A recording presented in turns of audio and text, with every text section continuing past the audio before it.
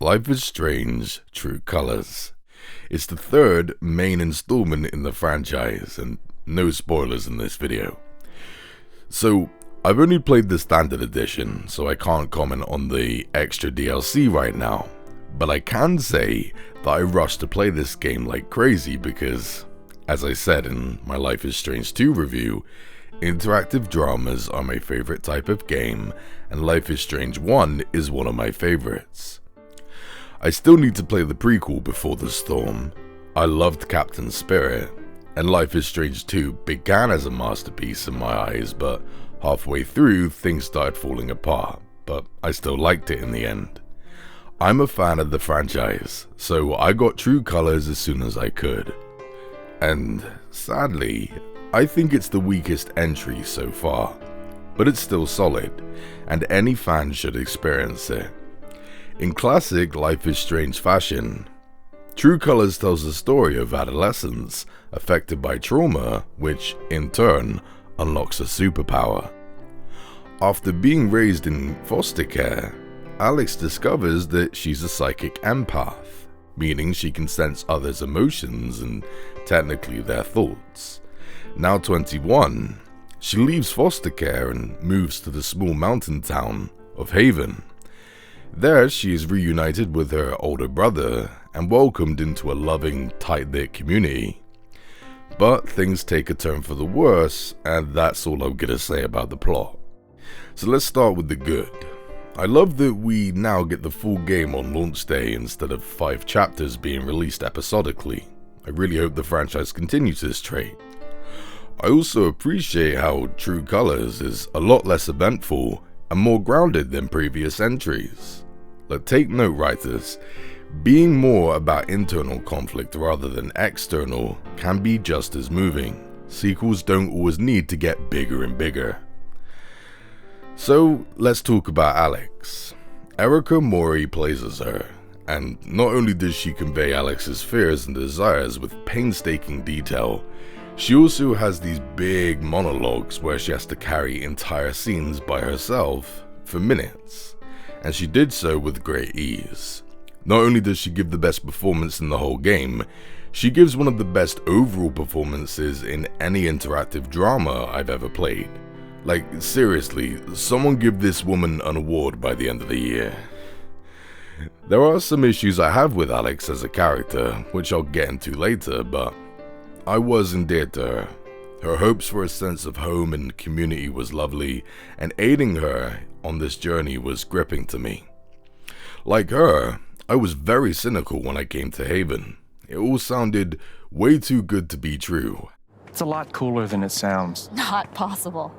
I'm picturing some straight-up Wicker Man shit. Oh, you've been before. On a quick side note, to all you young bloods out there, yes, Wicker Man is not just a crappy Nicolas Cage film. Seriously, check out the original, that film's amazing. But anyway, from there, I had a blast organically getting to know the residents of Haven and settling in, because in tradition, True Colors relishes the little moments. The cast of characters were charming and investing. I loved interacting with them in conversations, playing foosball whilst getting to know someone. It all got to the point where I started caring way too much about getting orders right as a waitress. Plus, just like in Life is Strange 2, there are these amazing text messages that you get to read on the phone only if you want to. But they were so interesting and filled in a lot of backstory that I must have spent about 10, maybe 15 minutes just reading them all. I'm being serious, I was entertained doing that.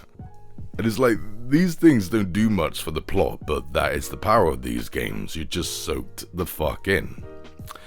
And speaking of power, Alex's ability triggers some amazing moments. Sometimes reading someone will shift Alex's perspective into theirs. For example, I read one woman who had Alzheimer's, and it turned my world into a tragic, discombobulated, incoherent mess. It looked like I was playing a fever dream or something. It was incredibly moving, and moments like that make the power unpredictable and even more interesting. And plus, it looks great. because as usual, this is another Life is Strange game that looks great. The atmosphere is on point, the graphics mix seamlessly with the wonderful original soundtrack and licensed songs. It sets a tone I never got bored of. But this is where we creep into the flaws. Gameplay wise, I'm sad to say that the illusion of control has returned to this franchise with a fucking vengeance. I get that these games have to follow some type of linear path, but when you're given options vastly different from one another that should have different outcomes, it gets really annoying when you find out your choices mean nothing. The outcome's pretty much the same either way.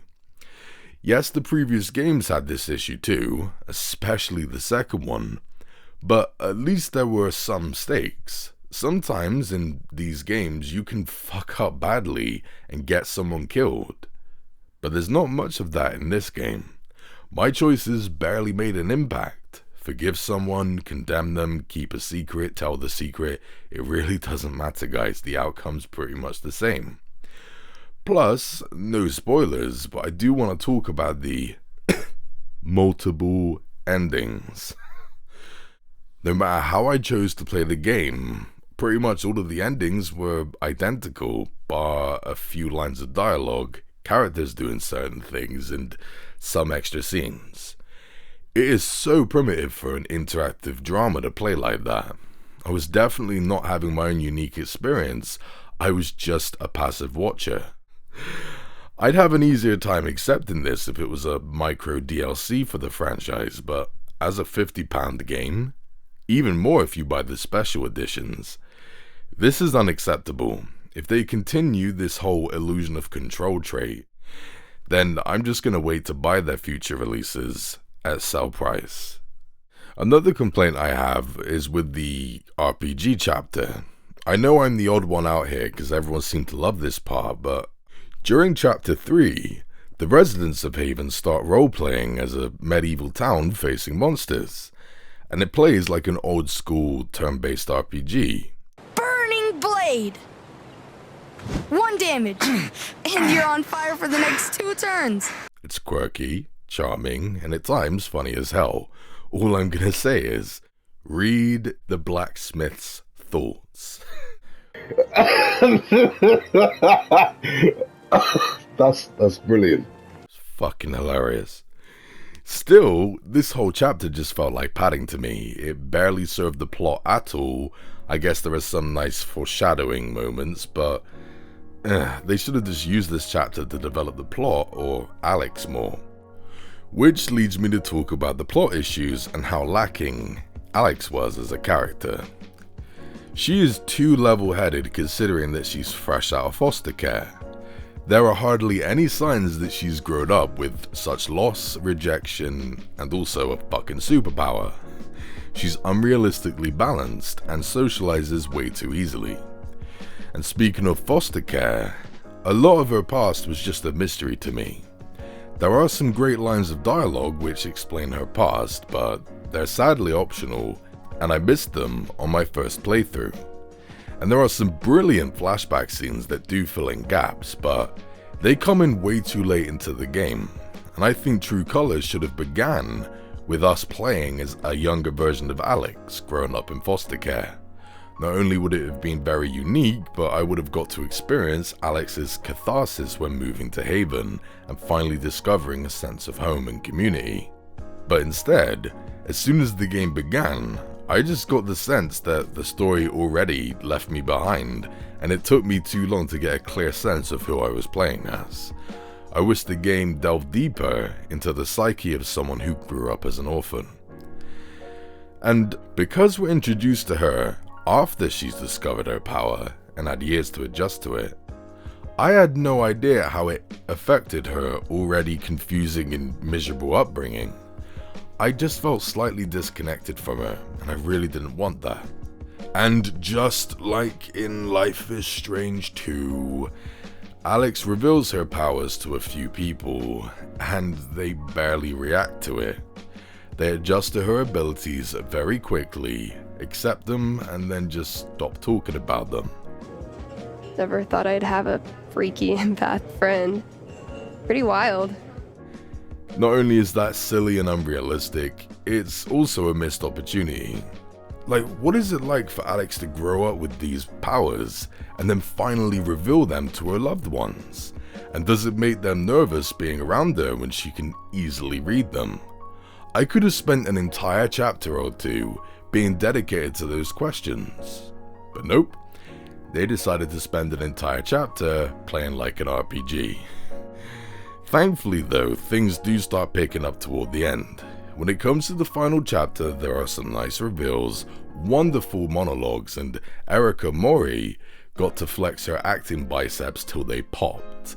The emotions were strong and well earned. And again, my lack of input with the ending was very disappointing, but at least the ending was very powerful. Like seriously, it caused me to reflect on my own life and wonder just how much of the little things I had been taking for granted. I actually spent days thinking about it, and that's a testament to the writing, so clearly there is quality here. So in the end, Life is Strange True Colors is definitely the weakest in the main franchise for me. The midpoint and lack of development at times disappointed me, and the illusion of control is seriously dated and has to stop. I'm gonna go off the franchise in a big way if this continues. But it's still another charming, gripping, and sometimes powerful experience. And if you like this series, or overall genre, you're missing out if you skip this one. It's not a cash grab, there is clearly some real passion here. It's one hell of a unique franchise, I'm still a fan, and I'm looking forward to seeing what comes next. I'm just hoping they don't play it so safe next time and really do something unique, interesting, and ballsy. Something that matches the original, or even surpasses it. I haven't got that yet, but for now, these entries are more than enough to satisfy me. I'm gonna give Life is Strange True Colors a 7 out of 10. Thanks for watching, guys. Stay jiggy. The Badger appreciates you.